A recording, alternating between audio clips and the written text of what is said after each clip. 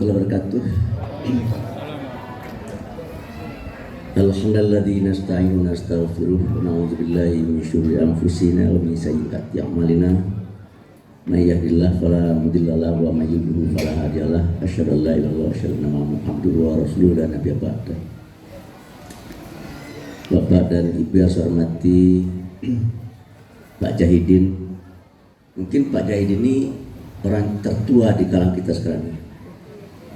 Saya mengira saya lebih tua tadi, ternyata Pak Jahidin lebih tua lagi dari saya. Kemudian ada Pak Pane, mana Pak Pane ini? Udah pulang? Hah? Pak Pane? Oh ya.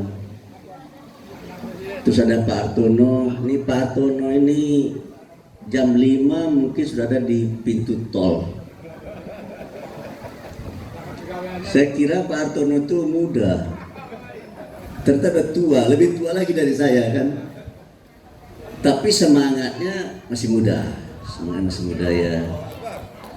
Sebenarnya tugas untuk menjemput penceramah itu jangan orang tua-tua lah. Ini anak-anak muda sih kurang perasaan ini sini.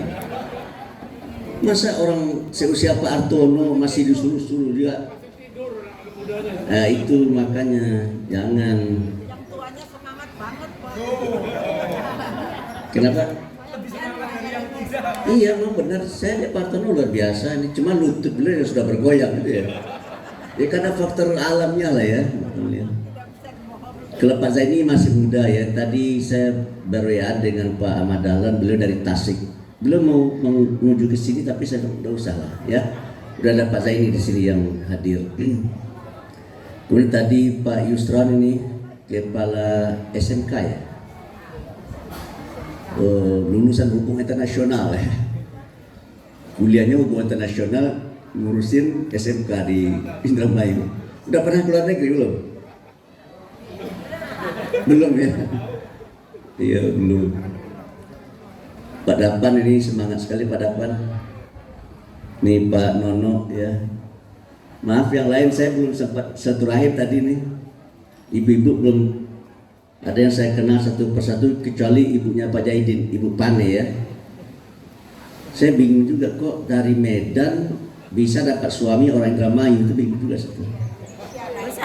Dan orang Indramayu ambil putri dari orang Mandailing, ambil istri orang Indramayu. Itulah dia Pak Pane. Jogja, Pak. Jogja sih. Hah? Jogja tempatnya. Iya makanya ya. Bapak dan Ibu, saya tadi selesai lagu Indonesia Raya ke belakang. Karena akibat makan masakan orang Indramayu. Saya udah makan jam 4 tadi. Ya Pak Final jam 4 kita sudah makan, sebelum subuh kita sudah makan. Kita sholat subuh lalu meluncur sini. Saya terus terang tidak nafsu tadi makan Pak Jadid, hanya sekedar berbasa-basi aja, mau mencicipi masakan orang ibu-ibu Indramayu ya. Tapi setelah disantap ya, nambahnya 3 kali atau 4 kali tadi itu ya. Ternyata enak, kata Pak Jahidin itu enak karena berasnya ya. Karena berasnya itu. Saya rasa iya karena berasnya ya. So kalau berasnya enak ya itu lauknya tidak terlalu apa lah. Cuma kalau berasnya nggak enak, nah itu bermasalah. Cuma pertanyaan saya adalah apakah beras yang akan dimasak oleh ibu-ibu di Indramayu ini 10-20 tahun yang akan datang masih enak atau tidak? Karena daerah Indramayu ini kan ada di Pantura, pantai utara. Sementara kita lihat Pantura ini oleh para pengusaha dijadikan kawasan industri. Sehingga tadi ketika ngobrol di ruang kepala sekolah, dulu ketika saya di sekolah dasar itu disebut Karawang itu lumbung padi. Tuh, lumbung padi yang saya kenal di Indonesia ini ada 2, satu Karawang, luas Sulawesi Selatan. Tuh. Tapi kata teman tadi, kata Pak Yusran tadi kalau masalah ya, luas lahan di Karawang sekarang jauh lebih kecil dari luas lahan persawahan di Indramayu. Tadi ketika keluar dari tol, saya mengambil foto. Yang saya foto itu adalah persawahan yang sangat luas. Terus sejauh-jauh mata memandang sawah. Nah, jadi kesimpulan saya, orang Indramayu ini makmur. Tapi tentu saja makmur yang punya sawah ya. Yang nggak punya sawah belum tentu ya. Tapi pasti ada juga yang makmur karena ketergantungan kita terhadap dunia pertanian kan sekarang tidak lagi seperti dulu ya. Kalau dulu memang boleh dikatakan ekonomi kita sangat tergantung kepada dunia pertanian. Tapi kalau hari ini sudah tidak lagi seperti itu. Ya, kehidupan ini sudah sedemikian rupa ke dunia industri, dunia jasa, dunia perdagangan, gitu. Tapi kalau boleh saya minta dan mohon ya, masyarakat di sini harus ngotot untuk mempertahankan Indramayu ini sebagai lumbung padi nasional. Tuh. Jangan nasibnya seperti PIK 2 di Banten sana itu, di mana sawahnya dikonversi menjadi kawasan, akan dikonversi menjadi kawasan industri dan perdagangan. Itu. Dan yang paling mengenaskan saya adalah si pemilik lahannya dikasih imbalan ganti rugi sangat tidak pantas, sangat tidak pantas. Masa ada lahan yang harganya sebelum diambil alih oleh sang pengusaha itu sudah 250.000, 300.000 per meter, lalu hanya dibayar 48.000 per meter. Itu tidak adil ya.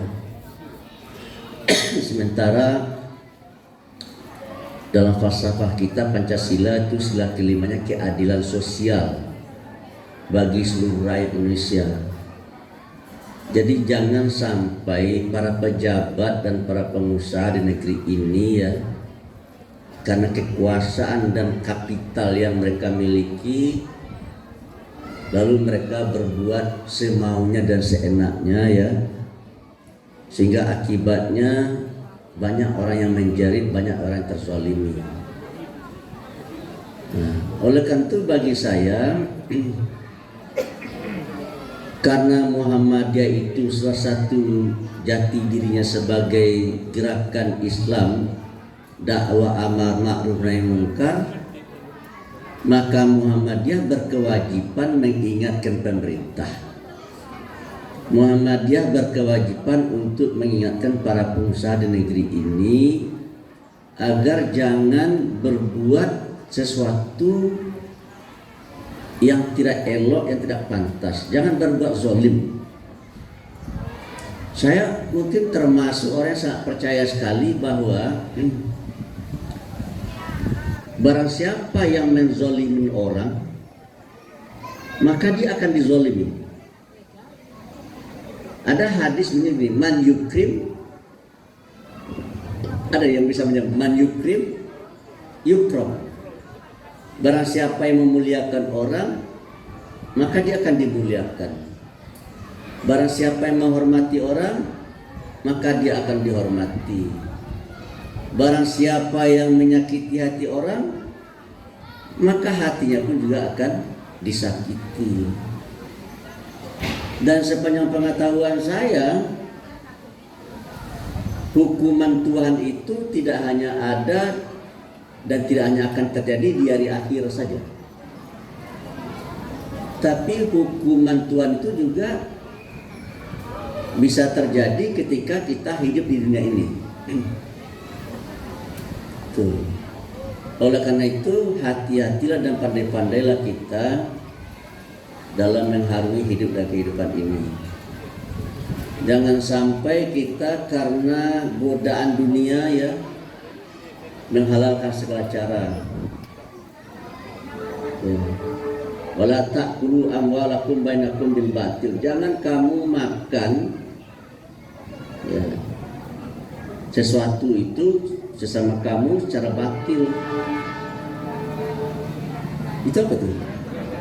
Oh, ini dekat rel kereta api. Tapi jauh nggak rel kereta api? Dekat ya, bukan? Oh iya. Kalau gitu saya naik kereta api dari situ aja ke Jakarta biar cepat ya. Ya oleh karena itu tausiah saya pagi ini kepada kita semua ya. Sebagai orang beriman kita percaya bahwa hidup ini tidak hanya akan berhenti di sini, tapi akan berlanjut nanti ke alam akhir sana. Kalau hidup di dunia ini hanya sebentar. Kalau kata Nabi ya, umur umatku itu kata Nabi hanya baina sittin wa sab'in, antara 60-70 tahun. Jadi Pak Jahidin sudah melewati batas. Pak Tono udah melewati batas. Kalau saya baru akan 70. Nah, cuma kata dosen saya, Profesor Dr.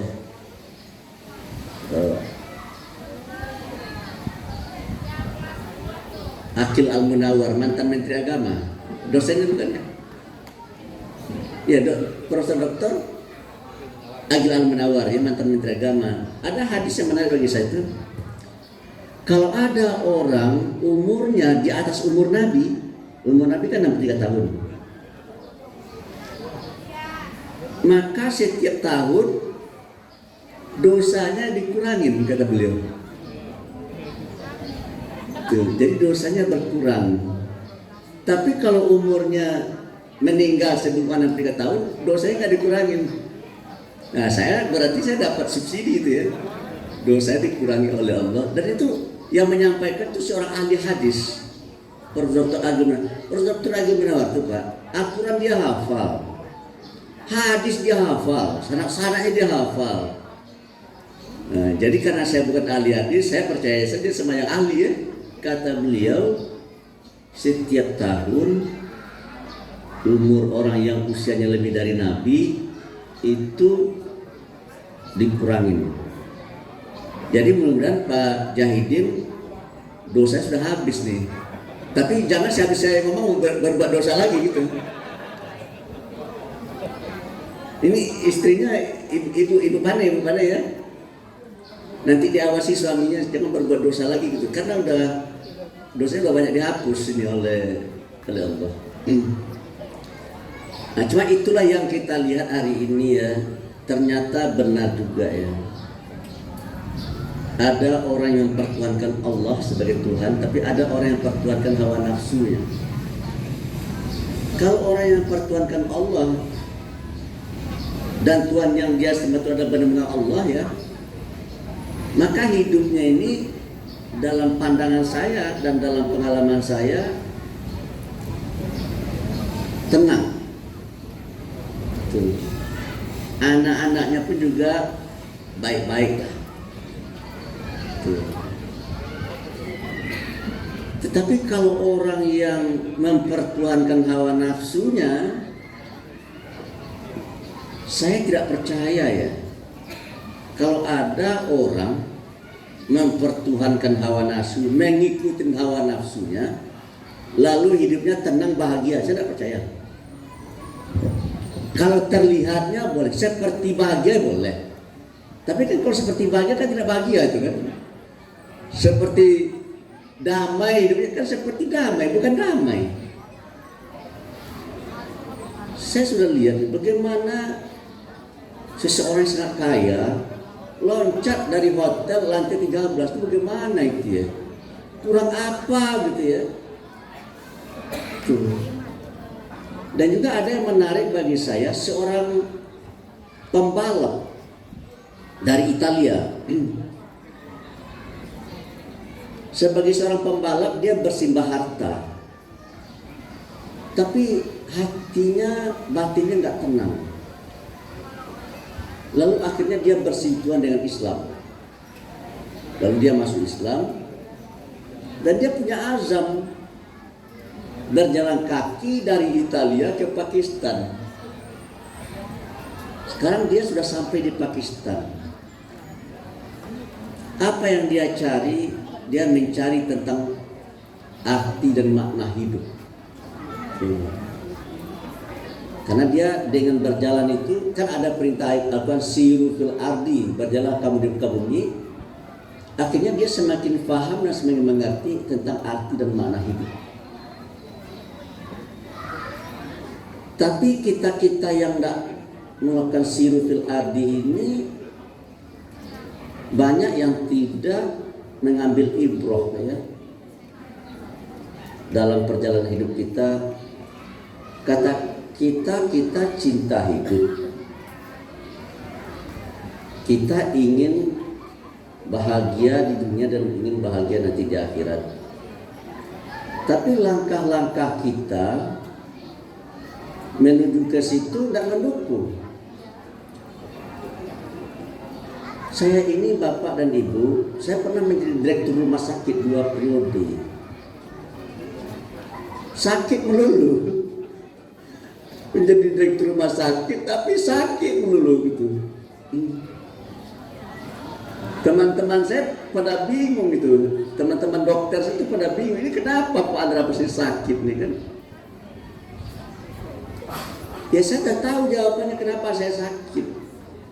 Yang sakit itu bukan fisik tapi jiwa. Karena saya dulu itu pikirnya sekuler. Bapak tahu yang sekuler itu ya melecehkan agama lah ya. Al-Quran dibaca juga, sembahyang dikerjakan juga ya.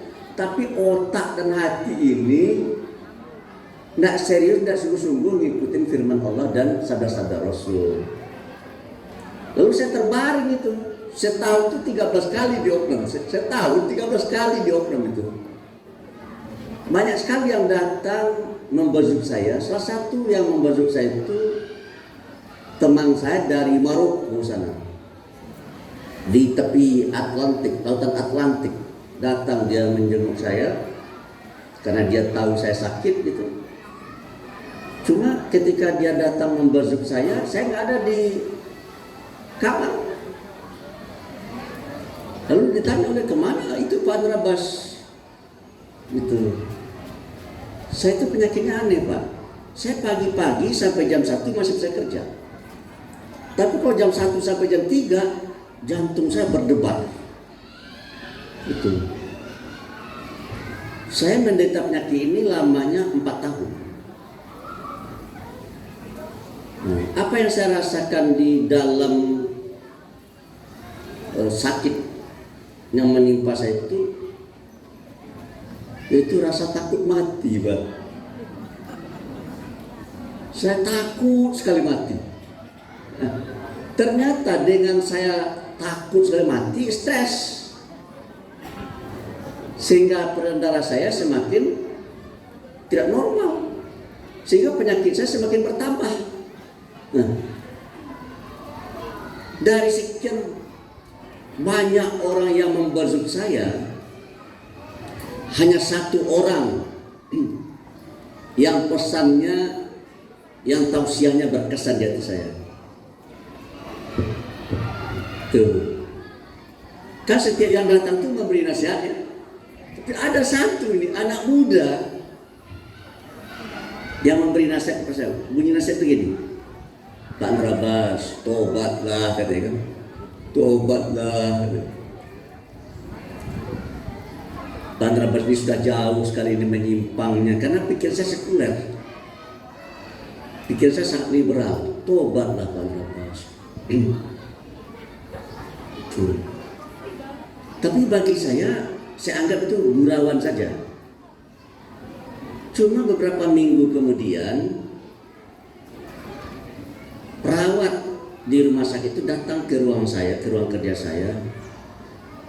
Pak, ada teman Bapak yang lagi dirawat. Terus siapa namanya? Dia sebutkan namanya kan gitu ya. Kalau bapak mau berzoom saya antar. Ayo saya antar saya. Pergilah saya ke kamar dia tempat dia dirawat.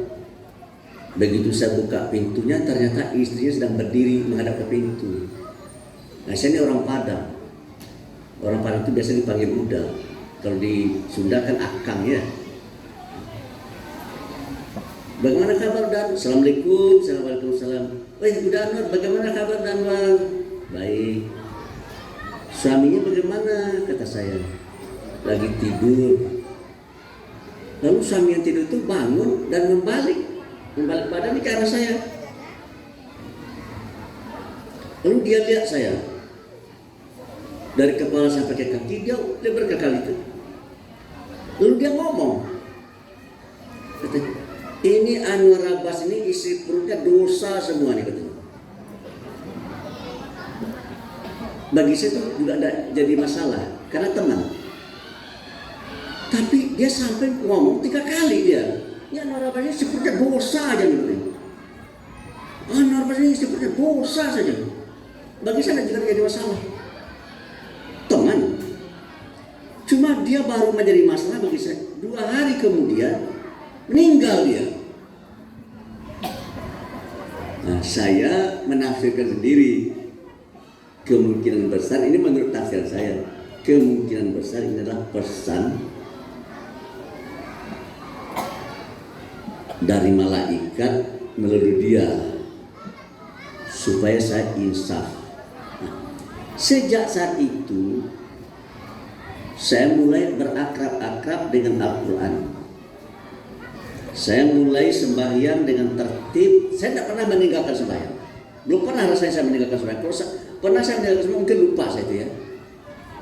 Tapi sembahyang itu belum bisa saya kerjakan dengan baik. Sejak saat itu saya mencoba. Kalau sebelumnya saya jarang sekali sholat berjamaah Pak Dudi, Pak Zaini. Tapi sejak peristiwa itu, kalau ada waktu sholat berjamaah dan saya datang,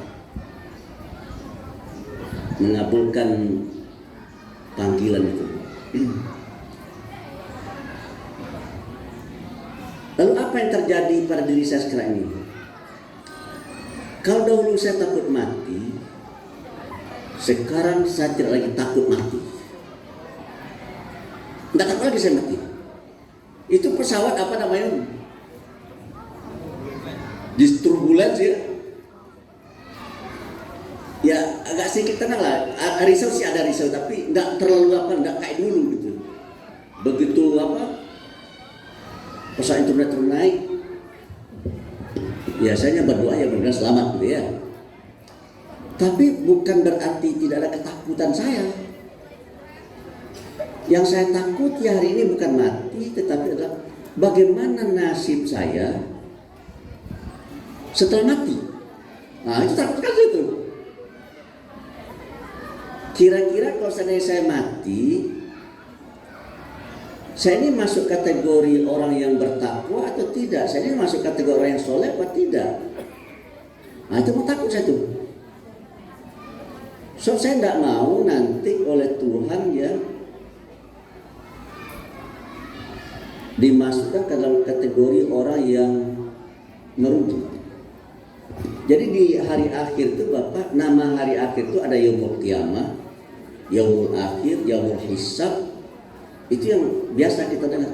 Tapi ada salah satu dari sekian nama hari akhir itu, nama Yaumul Hasrah, Yaumul Hasrah. Itu hari penyesalan. Tuh. Kenapa diberi nama dengan hari penyesalan? Karena di hari itu orang-orang pada menyesal. Si suami menyesal. Kenapa dahulu ketika hidup di dunia tidak berbuat baik kepada istri. Si istri menyesal mengapa dulu ketika hidupnya tidak berbakti kepada suami. Tuh. Si anak menyesal kenapa dulu ketika di dunia tidak berbakti kepada orang tua. Atau orang tua menyesal karena kenapa dulu ketika di dunia tidak mendidik anaknya secara baik gitu. Ada orang yang menyesal karena merebut jabatan dengan cara-cara yang tidak halal, yang tidak benar kan? Dia bisa jadi ini, bisa jadi itu, tetapi ternyata cara dia mendapatkan jabatan itu melalui cara-cara yang tidak dibenarkan oleh agama, nanti dia pertanggungjawabkan. Nah, begitulah kira-kira Bapak dan Ibu ya. Jadi oleh karena itu semua kita yang ada di sini ini akan mati ini. Coba pertanyaannya kapan mati kan ada yang tahu ya. Cuma saya pastikan semua yang ada di sini mati semuanya. Pasti mati.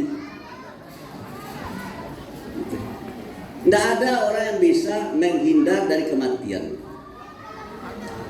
Saya misalkan sekarang nih, saya dalam sebulan itu mungkin 2-3 kali saya ke rumah sakit. Tuh, konsultasi dengan dokter. Tapi juga jangan terlalu percaya bahwa dengan sudah ditangani oleh dokter saya bisa terhindar dari kematian. Mungkin saya tidak mati karena penyakit, tapi mati ditabrak mobil kan misalnya.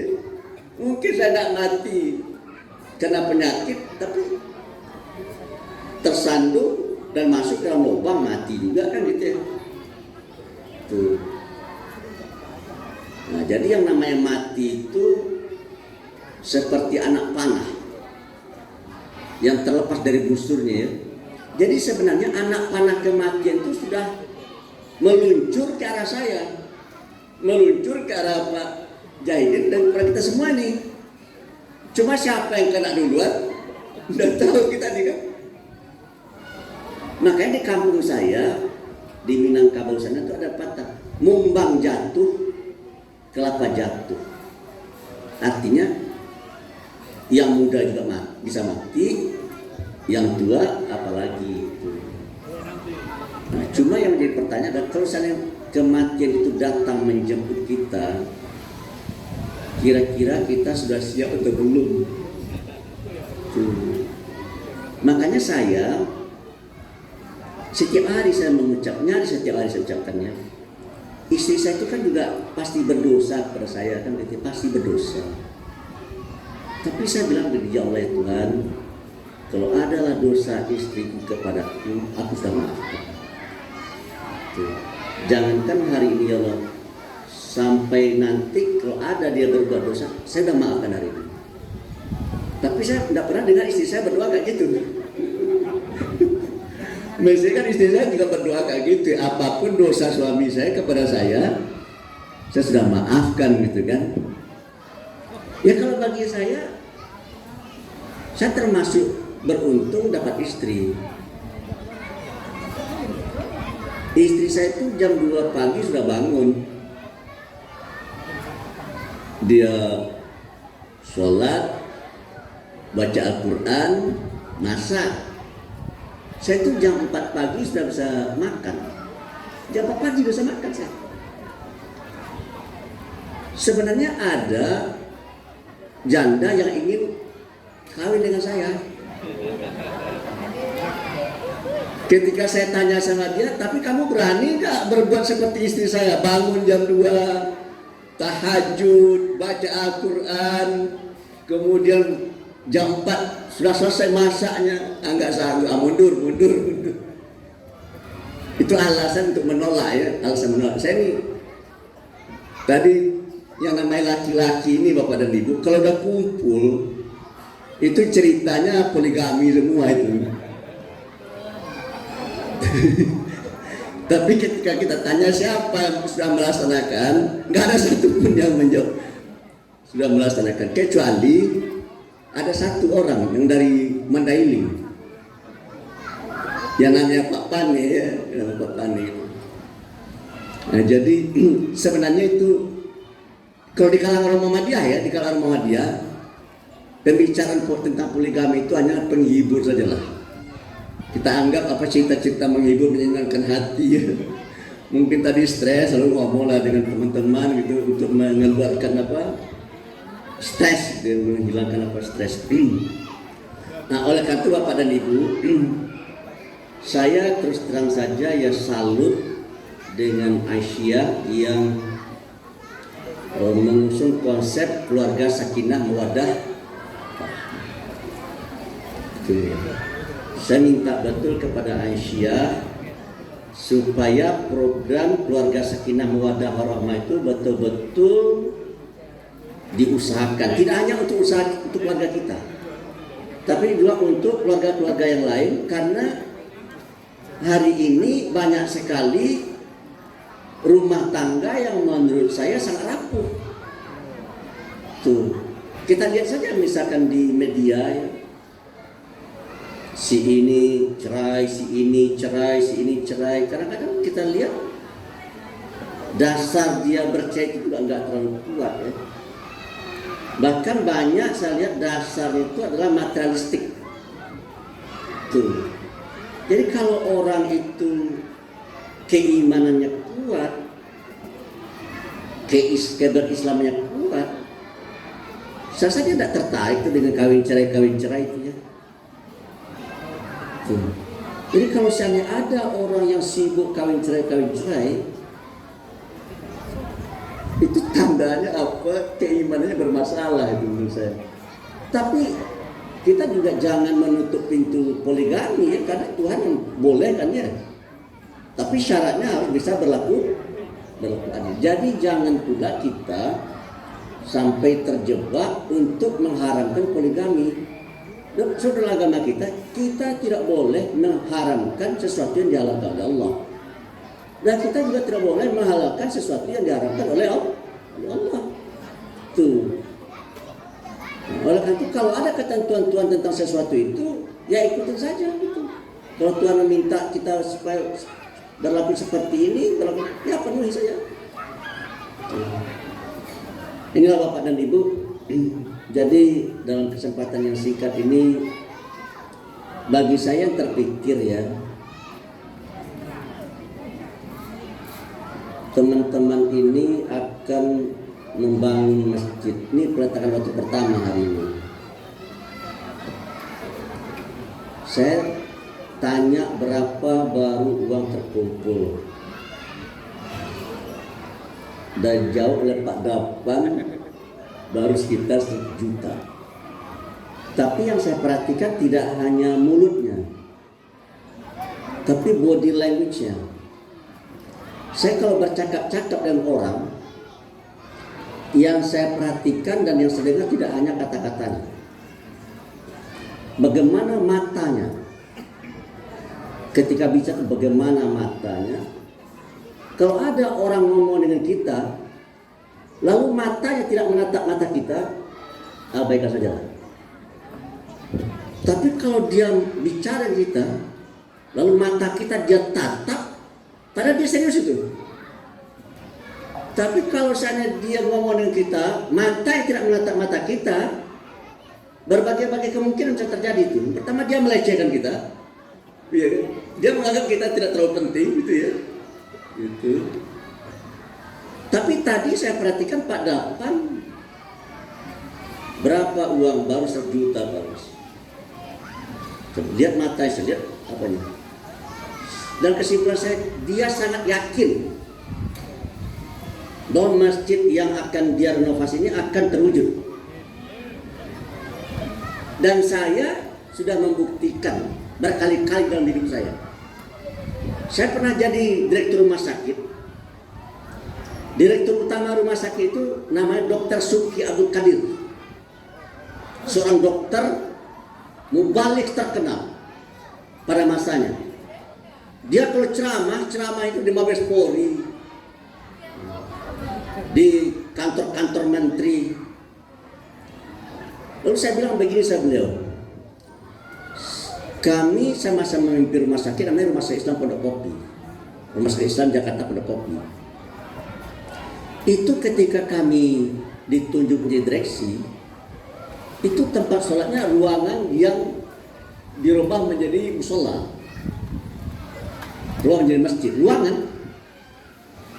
Lalu saya bilang sama beliau begini, Pak Subki, Bapak ini mubalik dan dai terkenal.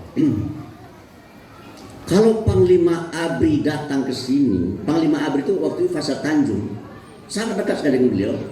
Kalau Pak Faisal Tanjung itu datang ke sini lalu tiba waktu sholat, lalu dia mau sholat, di mana akan Bapak ajak dia untuk sholat? Apakah di lantai dasar ruangan yang kita konversi menjadi musola itu? Ya kemana lagi Pak Bas? Nah itu. Sekarang begini Pak Suki, kita buat masjid. Kata beliau begini, dari mana duitnya Pak Bas? Pak, yang akan kita bangun ini bukan rumah kita. Yang akan kita bangunnya rumah Allah. Tuh, percayalah Bapak, insya Allah terwujud. Kalau gitu Pak Abbas saja ketua panitianya. Saya bilang saya mau saja jadi ketua panitia, tapi ini kan rumah sakit. Eloknya bukan saya bukan dokter. Eloknya dokter. Tuh. Nah, lalu diangkat dokter, saya jadi wakil ketuanya. Apa yang terjadi? Banyak sekali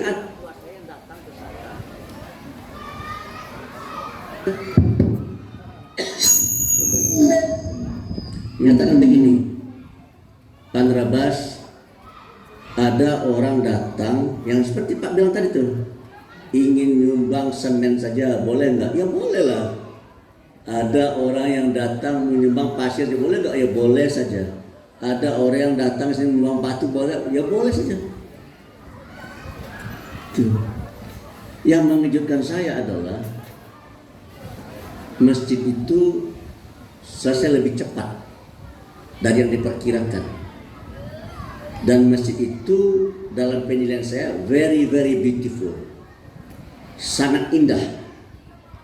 Tuh. Begitu ya. Kemudian saya bangun lagi masjid di Parung Panjang, sama juga, tidak ada uang juga. Saya pakai uang saya saja, tetapi ternyata ada orang yang melihat Muhammadiyah sedang membangun masjid, ada yang ikut serta. Akhirnya masjid itu pun selesai. Nah, saya ceritakan yang terakhir saya yang menarik. Saya menerima YouTube. Di YouTube itu digambarkan tentang bagaimana orang di Uganda, Afrika, sholat di masjid yang atapnya daun pisang. Mereka sholat Jumat, tapi atapnya daun pisang. Waduh, itu memang terbuka sekali saya itu. Lalu saya bilang dalam diri saya akan bangun masjid sendiri di Uganda itu. Tuh. Cuma Uganda kan jauh ya, di benua Afrika sana bagaimana caranya? Saya telepon teman saya duta besar di Ethiopia, dia bilang, Pak Bas, saya nggak tahu persis karena di Uganda itu belum ada kantor kedutaan kita di sana. Tapi coba Pak harus kontak Pak Heri, dia duta besar di Kenya, kontak lagi Pak Heri di Kenya. Itu kata Pak Heri begini, Pak Bas, di Uganda itu ibu kotanya namanya Kampala. Di Kampala itu belum ada kedutaan besar dan juga belum ada kantor perwakilan. Nah, lalu bagaimana caranya nih? Saya ingin membangun masjid ini di Uganda nih untuk mendirikan masjid bagi masyarakat Islam yang kayak gini. Lalu dia bilang begini, Pak Abbas, saya kasih Pak Abbas nomor telepon dari seorang ibu. Dia orang Indonesia tapi suaminya orang Uganda. Mertuanya menteri, bapaknya menteri, bapak mertua menteri, ibu mertua menteri. Namanya Emi Manurung. Agamanya Kristen Protestan, orang Batak. Saya telepon beliau, Bu Emi, saya ingin membangun masjid. Di mana bapak membangun masjid? Saya kirim YouTube-nya. Apa kata beliau, Pak Abbas?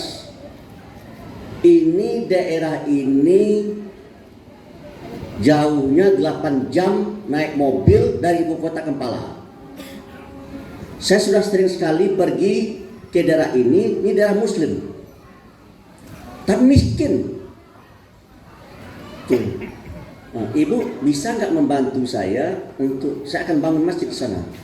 Oh bisa Pak Bas, kebetulan saya bergerak dalam bidang humanitarian di PBB. Jadi Perserikatan Bangsa-Bangsa punya divisi humanitarian kemanusiaan. Jadi kegiatan ini sangat cocok dengan tugas saya. Ya kalau gitu ibu bantu saya. Terus, itu bagaimana caranya saya mengirim uang kepada ibu? Nah, dia kasihlah nomor rekening dan saya salurkan lewat Lazis. Tadi Pak Zain yang bilang tadi, saya salurkan lewat Lazismu pusat, Lazismu lah yang berkomunikasi. Cuma bingungnya saya, kebetulan di HP saya ini, di profilnya ada gambar gubuk. Kalau sekarang enggak gubuk. Dulu di profil saya ini, profil HP saya, WA saya itu gambar gubuk. Lalu bapak ini tanya sama saya, Pak Anrabas, kok gambar di profilnya gubuk? Pak Anrabas lagi prihatin ya? Iya, saya lagi prihatin nih. Apa yang lagi merisaukan Pak Anrabas nih? Saya lagi risau betul nih, saudara kita di Uganda membangun masjid, tapi gak ada duit. Dan saya akan bangun dengan uang saya. Itu. Tapi herannya saya, kata saya, teman-teman saya tahu bahwa saya akan bangun masjid, juga ingin ikut serta. Dia juga ingin ikut serta. Ya kalau begitu saya juga ikut Pak Anrabas. Berapa ukuran masjid yang akan Pak Anrabas buat itu? Saya lupa itu, sekian kali sekian gitu kan. Nah kalau begitu kita buat luasnya 2 kali lipat dari yang Pak Anrabas rencanakan. Saya juga akan bangun, menyumbang sebesar yang Pak Anrabas akan sumbang. Pada bulan November tahun berapa itu ya, di masa Covid, setelah itu bangunan saya beri nama Masjid Muhammadiyah At-Tanwir. Kebetulan kata Tanwir ini nama Masjid Muhammadiyah di Menteng Raya, sebenarnya nama Masjid Muhammadiyah At-Tanwir. Lalu Ibu Emi tadi bilang sama saya, Pak Anrabas, supaya mereka mudah beribadah, tolong buatkan mereka sumur. Dalam benak saya, sumur itu kan artinya keran air ya. Tuh. Nah, berapa diperlukan uang Bu? Sekian, saya kirim lagi uang ke sana. Setelah dia buat, ternyata yang dia buat itu bukan keran, tapi pompa air itu. Jadi apa? Pompa ya? Pompa apa namanya? Pompa air ya? Lalu dia foto, dikirim ke saya. Ibu, kenapa ini yang ibu buat? Dalam benak saya, kalau kita akan untuk memudahkan orang soal berwudu ya pakai keran lah gitu ya, pakai mesin air. Kok begini Bu? Kenapa enggak pakai mesin air? Bas, ini saja bagi orang di sini sudah hebat luar biasa. Lalu dia videokan ibu-ibu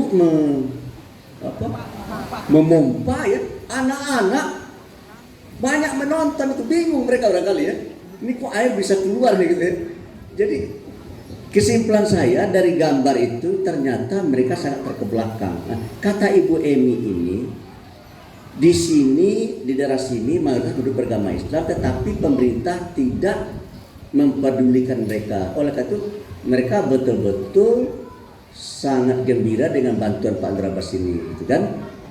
Cuma setahun kemudian kata Muhammadiyahnya hilang. Kata Muhammadiyahnya hilang.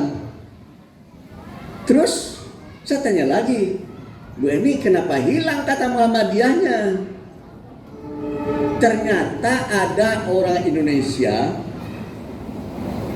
yang ngomong dengan tokoh agama di sana tentang Muhammadiyah yang nggak benar gitu, sehingga akhirnya mereka buang kata Muhammadiyah itu. Tapi bagi saya terserah mereka berbuat apalah ya.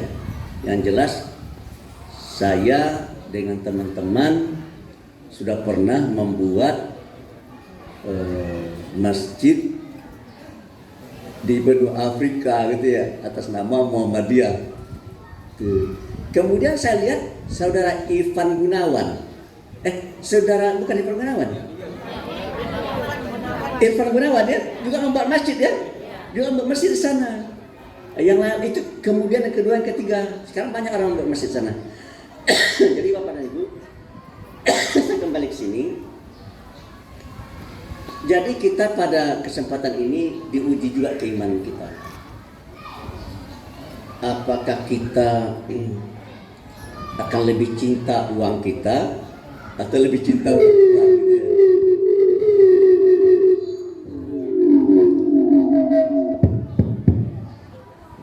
Ya. Ini ada setan yang mengganggu. Ini kalau udah arah-arah ke sini, setan juga tidak suka kita. Jadi masalah kita sekarang adalah bagaimana caranya menyelesaikan ini. Pak Davan tadi sudah benar, kita yakin saja dan insya Allah Tuhan memberi jalan ya. Apalagi tadi Pak Nono ya. Ini Pak Nono ini sekarang Pak Nono ini punya uang tapi uangnya di tangan orang gitu ya. Pak Nono punya uang tapi uangnya di tangan orang banyak sekali. Dan kalau seandainya uang itu dapat, nyaris mesti ini bisa diselesaikan ya. Tapi kan belum tentu dibayar oleh orang itu. Oleh karena itu saya minta ya kita yang ada di sini juga berdoa kepada Pak Nono. Tadi beliau sudah berjanji kalau seandainya uang saya ini bisa saya pendapat separuh untuk Muhammadiyah. Saya bilang jangan untuk Muhammadiyah, separuh untuk masjid ini gitu kan. Tapi akhirnya terjadi tawar-menawar, separuh untuk masjid ini kan tadi dibagi dua. Yang separuh untuk Muhammadiyah itu dibagi dua lagi. Separuh untuk di sini, separuh untuk di PDM. Tetapi kan masih di atas langit ya. Kita doakan supaya oleh Allah Subhanahu wa taala dimudahkan keinginan terwujudnya keinginan dari Sarnono ini, sehingga dengan demikian beliau bisa menyalurkan dana tersebut untuk kepentingan bangsa ini. Itulah mungkin barangkali yang bisa saya sampaikan.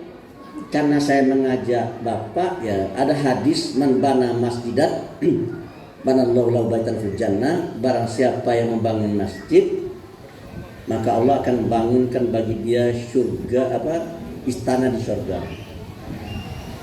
Nah, tadi saya sudah tanya sama Pak Yusron.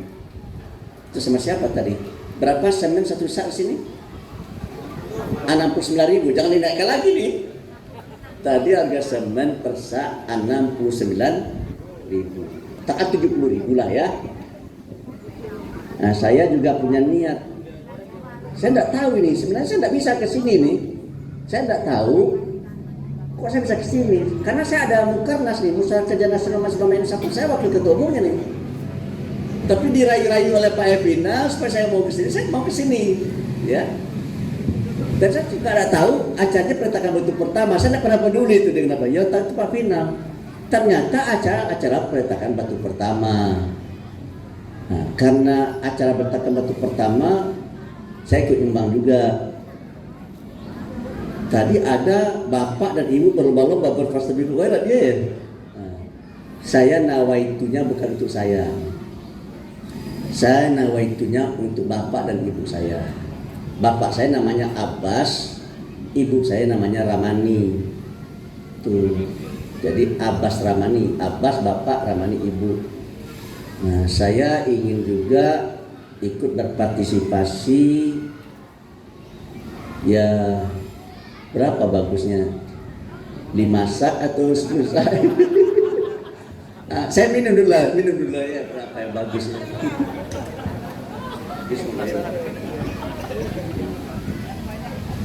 Jadi,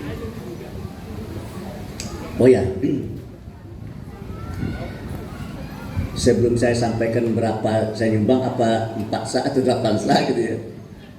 Muhammadiyah baru saja selesai tanwir di mana, di Kupang. Saya tidak mengira itu. Saya pernah ke Kupang ketika masa reformasi, di mana panti asuhan Muhammadiyah itu dibakar oleh orang. Tapi kemarin saya pergi ke Kupang, kaget saya itu. Kampusnya bagus, masjidnya bagus, aulanya bagus. Dan yang mengejutkan kita adalah 80% muridnya beragama Kristen Katolik. Tuh. Tetapi ketika acara acara pembukaan mereka menyanyi. Yang mereka nyanyikan itu lagu Indonesia Raya dan apa? Mas Muhammadiyah. Saya perhatikan bibir mereka, saya perhatikan betul. Apa nih lip sync ya? Ini lip sync atau ternyata nggak lip sync. Tuh. Ternyata memang lafaz-lafaz yang ada dalam syair itu dia ucapkan gitu kan. Tuh, ayo mudah-mudahan saja hidayah Allah akan tertuju kepada mereka sehingga mereka tergerak juga untuk masuk agama kita. Tetapi tema muktamar kita kemarin itu adalah kemakmuran, menghadirkan kemakmuran untuk semua ya. Ini tema benar-benar luar biasa. Karena negeri ini menurut konstitusi kita yang harus diusahakan adalah betul-betul terciptanya sebesar kemakmuran bagi rakyat. Ternyata hari ini yang benar-benar makmur itu adalah hanya segelintir orang yang namanya pemilik kapital. Ini orang terkait nomor 1 nomor 2 kita kumpulin duit kita nih, kita jual rumah kita, tanah kita ya. Belum ada apa-apanya nih, maaf saja nih. Kekayaan mereka hampir 1.000 triliun. Pak Jadi punya duit berapa? 1.000 triliun berapa itu? 12 nol itu ya? 12 nol itu. Menurut para ahli dikumpulin 100 juta orang yang ada di lapis terbawah itu belum sama kekayaannya dengan kekayaan 2 orang terkaya di negeri ini. Jadi ketimpangan sosial ekonomi di negeri ini sudah sangat tajam. Dan ini adalah buah dari kebijakan yang dibuat oleh rejim. Jadi rejim ini menurut saya sudah berkontribusi bagi terciptanya kesenjangan sosial ekonomi yang tajam di negeri ini. Tuh. Nah, cuma saya terus terang saja ya, saya ini dalam Pilpres kemarin tidak memilih Prabowo. Tidak memilih Prabowo saya. Tapi bukan berarti saya benci sama Prabowo. Karena saya hanya boleh menusuk satu. Kalau boleh menusuk 2, saya tusuk 2 itu. Kalau boleh menusuk 3, saya tusuk ketiga-tiga kan nggak boleh kan ya. Ya. Jadi saya tidak memilih Prabowo. Entah juga. Saya memilih yang nomor 1. Sama dong. Jarang orang yang mau menceritakan ini. Saya milih nomor 1. Tapi dalam pemilu 2014, 2019 saya milih Prabowo. 2014, 2019 saya milih Prabowo. Sama Bu ya. Aduh, kalau sama Bu, pantas juga saya dicarikan istri di sini ya. Cuma setelah saya dengar pidato perdana beliau di sidang umum MPR sampai beliau berangkat ke Mesir hari Selasa kalau saya tidak salah, dan beliau juga berbicara di berbagai forum dunia. Dalam kesimpulan saya, inilah presiden yang betul-betul mau pro rakyat. Tuh. Semula saya agak kurang percaya. Ini betul nggak pro rakyat? Betul nggak pro rakyat? Cuma adiknya bernama Hashim Djuhadikusumo, agamanya Kristen Protestan, bilang begini, kakak saya itu katanya akan menerapkan gerakan ekonomi yang sudah dilakukan oleh papi, bapak ya. Jadi Prabowo ini punya bapak namanya Sumitro Djuhadikusumo, seorang menteri di masa Orde Lama dan juga masa Orde Baru, dan juga seorang begawan ekonomi, ahli ekonomi. Nah, jadi Prabowo pemikirannya sangat dipengaruhi oleh bapaknya. Bapaknya ini sangat peduli kepada rakyat lapis bawah. Dan bapaknya ini resah dengan situasi yang dihadapi karena ekonomi di negeri ini pada masanya itu didominasi oleh saudara kita dari Cina. Jadi yang kaya itu adalah Cina, sementara yang pribumi, beliau menyebutnya pribumi. Kalau sekarang kan orang nggak menyebut pribumi tapi penduduk asli ya. Tuh. Sementara yang pribumi ini terseok-seok di bawah. Tuh. Lalu beliau membuat sebuah gerakan namanya gerakan benteng. Bagaimana idenya itu? Idenya itu adalah dia ingin memajukan ekonomi pribumi. Jadi dalam kesimpulan saya, struktur ekonomi negara masyarakat kita hari ini kayak piramid ini. Kecil di atas, agak besar tengah, yang paling besar itu di bawah. Yang di bawah ini miskin ini ya. Dia ingin mentransformasikan bentuk ekonomi masyarakat kita ini ke arah seperti belah ketupat, tak lagi kayak piramid ini. Tapi belah ketupat gini tuh ya. Kecil di atas, besar di tengah, kecil di bawah. Tuh. Itu yang ingin dilakukan oleh siapa? Oleh Prabowo ini. Dan ini kalau diikuti cara berpikir dia, nanti ini akan berubah lagi ke bentuk yang ketiga ini. Kayak bentuk gunungan dalam wayang. Iya wayang ya? Itu kan begini bentuknya. Tumpul di bawah kan? Nah, jadi nanti Indonesia ini kalau kita ikuti pemikiran Prabowo ini ya, di negeri ini nanti tidak akan ada orang miskin. Tuh, pengusahanya tidak ada lagi usaha mikro, ultra mikro tidak ada lagi.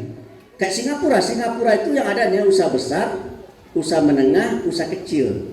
Usaha mikro, ultra mikro itu tidak ada di Singapura. Kebijakan Prabowo ini akan mengarah ke sana. Cuma pertanyaannya, bisa nggak Prabowo mengimplementasikan ide dan gagasannya itu? Itu memang agak ragu saya.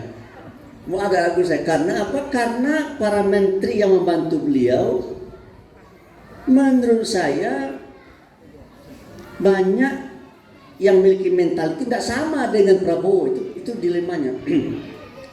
Oleh karena itu, jika Prabowo dibiarkan jalan sendiri, maka menurut saya Prabowo akan gagal menjadi presiden.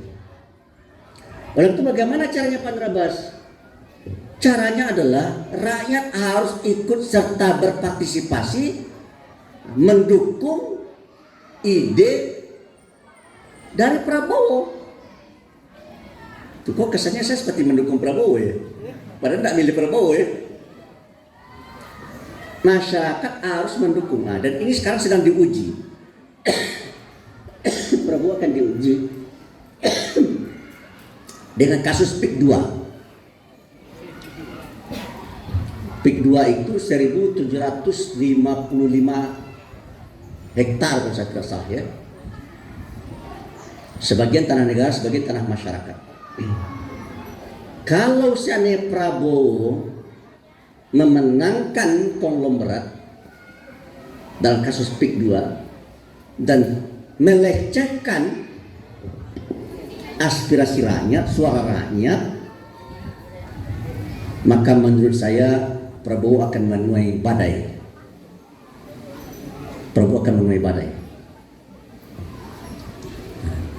Saya adalah orang yang tidak mau dan tidak suka sebuah rejim turun sebelum waktunya, karena kosnya terlalu besar. Nah, oleh karena itu saya berharap supaya ormas-ormas Islam dan para politisi di negeri ini berserius-serius, bersungguh-sungguh, karena ide pembangunan yang diusung oleh Prabowo ini saya lihat sangat sesuai dengan konstitusi kita. Pasal 33 menyatakan bahwasanya bumi dan seisinya dikuasai oleh negara untuk sebesar-besar kemakmuran rakyat. Jadi bukan untuk kemakmuran segelintir orang. Yang terjadi selama ini adalah kemakmuran bagi segelintir orang, sehingga kan kayanya minta ampun itu gitu ya. Tuh. Dan juga yang kedua, fakir miskin anak terlantar dipelihara oleh negara. Saya dulu menolak itu ide makan bergizi itu. Kok itu yang dipikirin gitu ya? Tapi kemarin saya ketemu sama Ibu siapa nama Nur Hasanah Assegaf ya, tangan kanannya Pak SBY. Dia 2 tahun di Turki. Pak Abbas, kata beliau, itu pemberian makan bergizi itu di Turki udah lama itu. Tuh. Dan kalau saya tidak seperti itu, dia makan itu dijual kepada masyarakat dengan harga yang sangat murah. Mirip yang dilakukan oleh sini Yusuf Hamka. Makanan nilai 10.000 dijual 1.000, 2.000 aja gitu ya. Itu kan sangat menolong itu. Maka kemarin wartawan tanya sama saya, bagaimana pendapat Pak Nraba sebagai Ketua PP Muhammadiyah dengan akan dibelokkan tanggal 1 Januari PPN 12%. Kalau misalnya pajak penghasilan itu dinaikkan menjadi 12%, maka berarti harga barang-barang akan naik. Kalau harga barang-barang naik, maka daya beli ibu-ibu akan menurun. So akan banyak uang dihabiskan untuk membayar barang dan pajak. Sehingga kantongnya, dompetnya ibu-ibu akan menipis, daya belinya berkurang. Kalau daya beli ibu-ibu ini berkurang, saya memang menyebut ibu-ibu karena boleh katakan ibu-ibu yang banyak belanja. Kan wajah-wajah suka belanja, wajah-wajah suka shopping di ibu-ibu ini kan gitu. Oleh karena itu, saya minta betul pemerintah supaya berhati-hati. Sebab sejak bulan Mei itu daya beli masyarakat sudah menurun. Kalau jadi Januari dikeluarkan lagi PPh 12% itu akan menurun lagi. Berarti agak paradoks dengan ide yang dikemukakan oleh Pak Prabowo. Pak Prabowo ingin mensejahterakan rakyat, tapi kebijakan yang dibuat itu akan berimplikasi terhadap menurunnya daya beli. Kalau daya beli ibu-ibu dan masyarakat menurun, maka kesejahteraan ibu-ibu dan masyarakat akan menurun. Kalau kesejahteraan masyarakat menurun, itu bukan cita-citanya Pak Prabowo.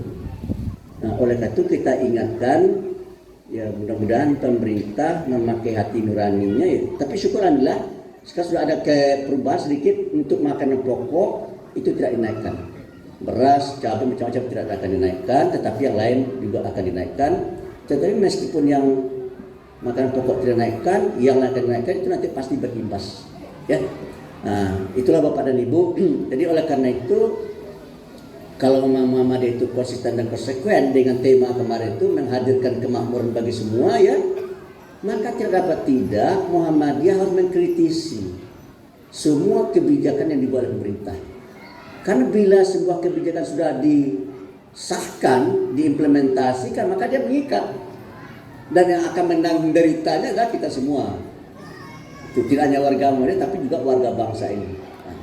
Itulah Bapak dan Ibu, dan karena sudah jam 11 lewat 12, saya akan menyumbang untuk masjid ini atas nama Bapak dan Ibu saya 100 sak. Ya.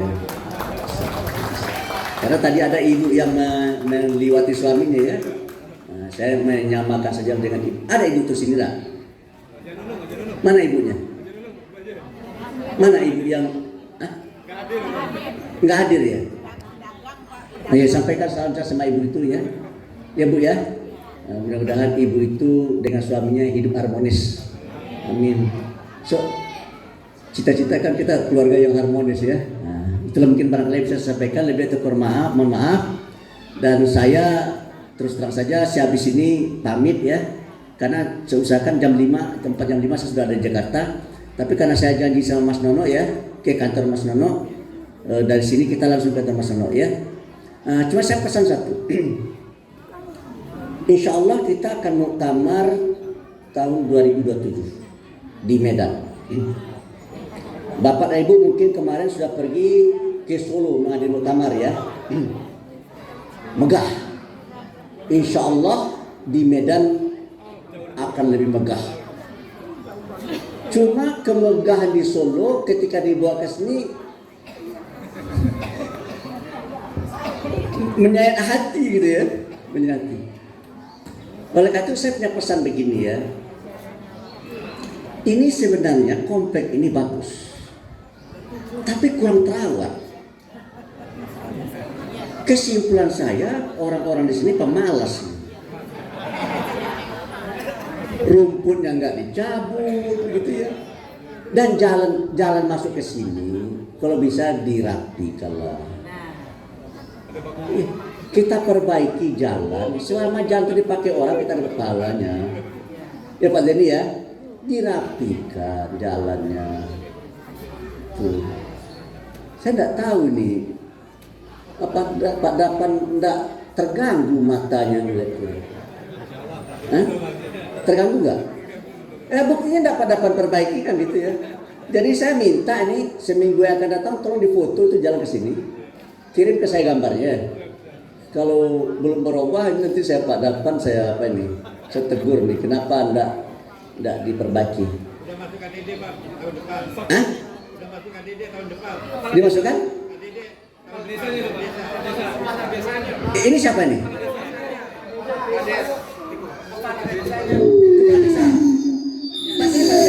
Kepala desa sendiri Pak, kepala desa. Bapak jangan ngomong sama Pak kepala desa sini, jangan ngomong sama saya nih. Saya kan kampung saya dari sini nih. Kan naik Pak kepala desa dari sini nih Pak kepala desa. Jadi Pak kepala desa sudah tahu bahwa jalan ke sini jelek ya. Ada keinginan untuk perbaiki. Itu sudah masuk anggaran tahun Berapa Pak kepala desa anggarkan? Itu semua dari sana nyambung itu bertahap Pak. Terus langsung dari jalan raya juga langsung nyambung sampai ke perguruan Muhammadiyah. Nah, berapa tuh? Oh, kita nggak usah tahu lah berapa dananya ya. Iya. Itu urusan desa lah ya. Yang penting bagi kita jalannya bagus gitu ya. Nanti konsultan Pak. Oh, konsultan ya. Tapi Iya. itu kan tanggung jawab kepala desa ya. Iya Pak. Ya. Yang penting itu sudah saya ukur, saya foto, nanti konsultan. Berapa lebar jalannya? 4 meter. 4 meter. Jadi mobil satu di masa ya. 2, mobil 2. Oh, bisa bersih. Iya Pak. Saya saja ini kan pengairan nih Pak ya. Iya Pak. Ini airnya bagus saya lihat ya. Ini dibuat kapal boleh juga gitu ya. Apa namanya perahu ya. Ada perahunya nggak Pak? Nggak masuk Pak. Nggak, Ini irigasi apa untuk pengairan persawahan Pak. Tapi kan kalau dibuat perahu-perahuan itu boleh bagus kan ya? Terlalu kecil Pak. Kalau perahu kan nggak cukup tuh, perahu 3 bisa tuh. Iya. Sekarang ada yang mengeluh nggak sama kepala desa apa yang kurang? Coba sampaikan. Ada Pak Dapan apa Pak Dapan? Jalan aja dulu. Takut ngomong sama kepala desa. Siap Pak. Jadi apa pesan Bapak kepada warga Muhammadiyah Pak? Maksudnya Pesan kepala desa kepada warga Muhammadiyah gimana? bantu dan dukung pemerintah desa untuk membangun desa lebih baik. Pak Dapan maju. Jadi kata Pak Kepala Desa Muhammadiyah supaya membantu desa Pak ya? Ya Pak. Supaya menjadi lebih bagus. Karena Muhammadiyah juga adalah pendukung saya Pak. Dan saya terus terang saja jadi kepala desa tidak membeli suara rakyat. Maka saya punya beban moral untuk membangun desa saya. Alhamdulillah. Ya mudah-mudahan saja saya jadi kepala desa itu menjadi amal jariah. Amin ya rabbal kehidupan alamin. nanti saya Pak. Sekarang Pak Kepala Cabang ngomong sedikit. Apa harapan kepada kepala desa? Yang jelas mensejahterakan rakyatnya itu seperti Yang itu. pertama doakan beliau sehat. Kalau mati besok kacau juga. Insya Allah sehat dan panjang umur Itu dan doang. bermanfaat untuk masyarakat banyak. Itu baru tuh ya. Ya terima kasih. Tolong saya difoto bertiga ya. Pak Camat. Panggil sekalian. Pak Camat, ini ada Pak Camatnya Pak. Pak Camat. Minta Pak Camat. Minta. Pak Camat nih. Iya Pak Camat. Kalau gitu kita minta juga apa yang bagaimana komentar Pak Camat nih? Coba Pak Camat kasih Pak Camat nih. Bagaimana komentar Pak Camat nih? Pak Roni siapa? Pak Rory. Gimana Pak Rory? Ya, alhamdulillah. Yang ini pertama nilai belum Muhammadiyah sini gimana? siap. Luar biasa barangkali kegiatan warga Muhammadiyah. Kami dari pemerintah Kecamatan Jatibarang juga mohon izin mewakili Ibu Bupati untuk hadir di ini. Salam juga dari Ibu Nina Agustina untuk seluruh warga Muhammadiyah. Kebetulan beliau juga tidak bisa hadir. Dan harapan kami dari pemerintah Kecamatan Jatibarang tetap jaga kekeluargaan untuk tetap meningkatkan kondisivitas di wilayah Jatibarang. Barangkali itu saja, Pak. Iya. Bagus Pak. Apa harapan Pak Dapan per Pak Camat?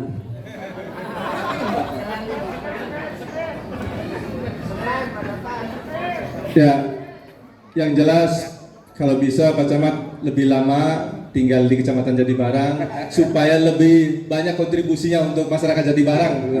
Itu saja, makasih. Kita menghadapi membangun masjid, kenapa? Ayo mana? Tadi Pak Anwar 1 sak, ikut Pak Anwar 100 sak. Kita tanya Pak Camat berapa ini Pak Camat? Ya, karena kelihatannya kompak 100 semua. Saya juga 100. Alhamdulillah. Nah gini, kalau di Jakarta itu ada 5 lelang ya. Siapa yang ingin duduk dekat Pak Camat nyumbang gitu ya. Jadi di Jakarta juga gitu ya. Datangkan sesuatu tokoh, seorang artis, gitu kan, siapa ingin duduk samping dia, kursinya sekian harganya gitu ya. Ada yang mau nyumbang kan dia? Ada yang mau nyumbang kan nih? No, kamu mau nyumbang kan no? Hah? Mau nyumbang kan no? Pak Camat tahu ini? Enggak tahu ya? Oh, naik, no.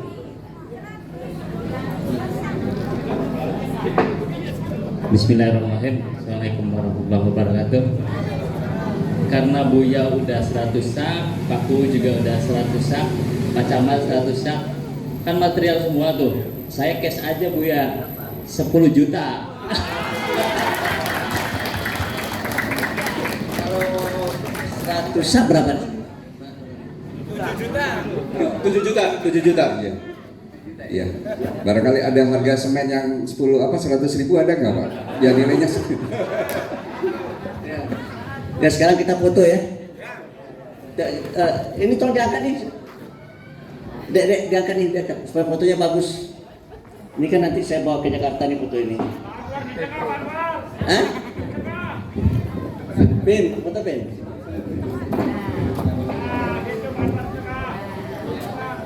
Iya.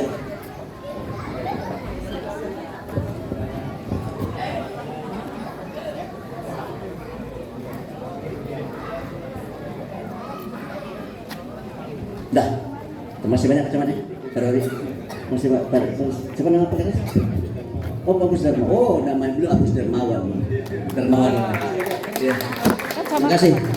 Dari saya cukup sekian. Assalamualaikum warahmatullahi wabarakatuh.